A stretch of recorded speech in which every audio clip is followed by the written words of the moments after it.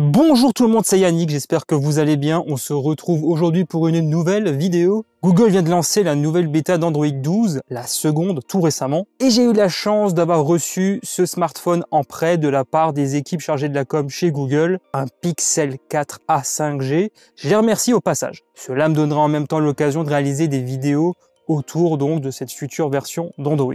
Juste avant de rentrer dans le vif du sujet, pour ceux qui ne me connaissent pas, moi c'est Yannick, sur ma chaîne On parle de tech. Si ça vous intéresse, n'hésitez pas, abonnez-vous en activant la petite cloche. Étant donné qu'en même temps je découvre ce smartphone, je me suis dit pourquoi pas vous en faire une présentation rapide, c'est parti. Le Pixel 4a 5G est propulsé par le Snapdragon 765G, couplé à 6Go de RAM et 128Go d'espace de stockage. Il profite d'un gabarit plutôt compact et se montre léger avec seulement 168 grammes. Devant, nous apercevons l'écran AMOLED de 6,2 pouces. Il affiche 2340 par 1080 pixels. Il est principalement composé de plastique. Je note la présence d'un double capteur photo. Le premier grand angle de 12 mégapixels et le second un ultra grand angle de 16 mégapixels. Toujours au dos, nous apercevons un capteur d'empreinte et un peu plus bas, un discret logo, le G de Google. Je l'ai dans un premier temps testé un peu sous Android 11. Le smartphone s'est toujours montré très réactif et agréable à utiliser avec son interface pure. L'une des forces de ce smartphone, c'est la photo.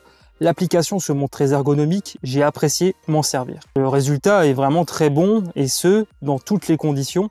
Le mode nuit se montre très efficace. Google a une petite renommée dans ce domaine et je dois avouer avoir beaucoup apprécié prendre des photos avec cet appareil. Le mode portrait est aussi très réussi, même en regardant dans le détail. Je ne vais pas trop m'attarder là-dessus car ce n'est pas l'objet de la vidéo, mais ça me paraissait quand même assez important de commencer par là. Tout d'abord, sachez que passer d'Android 11 à 12 est vraiment simple comme bonjour si l'on possède un smartphone Pixel. Il y a aussi d'autres marques bien sûr qui sont éligibles à la bêta d'Android 12. La liste est d'ailleurs présente directement sur le site dédié à cet effet de Google. Je me suis rendu tout simplement avec le smartphone sur la page dédiée à la bêta d'Android 12. Puis j'ai un peu tout accepté, puisqu'il y a des petites conditions quand même. Pour vous dire attention, c'est une bêta, il y a peut-être des choses qui vont foirer, etc. Bon, moi ce smartphone est de toute façon prévu pour ça, donc allons-y. Et à peine quelques minutes plus tard, j'ai pu télécharger la bêta directement à partir du système de mise à jour d'Android. Donc la mise à jour s'est téléchargée et installée très simplement, et après ces quelques étapes qui ont été réalisées très facilement, j'ai enfin pu m'aventurer sur le territoire d'Android 12. Et alors en fait, quoi de neuf ? Android 12 tout d'abord introduit un nouveau langage de design appelé Material You qui met un peu l'accent sur la personnalisation. Alors oui, c'est certainement quelque chose qu'on entend beaucoup chez un peu tous les constructeurs, alors qu'est-ce qu'apporte exactement de plus Google en la matière ? Par exemple, Android 12 va s'appuyer sur les couleurs dominantes et secondaires d'un fond d'écran, choisies bien sûr par l'utilisateur, pour ensuite les appliquer au sein du système d'exploitation à travers les widgets, le volet des notifications, l'écran de verrouillage, etc., ainsi qu'à ses applications. Vous l'aurez compris, on va se retrouver avec une expérience plus personnalisée en matière de couleurs. Mais cela ne s'arrête pas uniquement à ça, encore heureux. Le premier truc qui m'a choqué, si je peux dire ça comme ça, c'est la taille des boutons d'action rapide situés dans le volet des notifications. Oui, par rapport à Android 11, sur ce Pixel, clairement là, il y a du changement. Ça me rappelle un peu les gros boutons du centre de contrôle des MIUI chez Xiaomi, mais dans un style Google ici. Le trait a été un peu forcé sur les barres de réglage de luminosité et aussi sur celles réservées au volume. Wi-Fi s'appelle désormais Internet et il est permis de partager le point d'accès de sa box très facilement via un QR code. Wallet est un raccourci pour vos moyens de paiement à l'instar de GPay. Et Appareil connecté vous présente des raccourcis pour utiliser des commandes pour votre éclairage et autres objets connectés.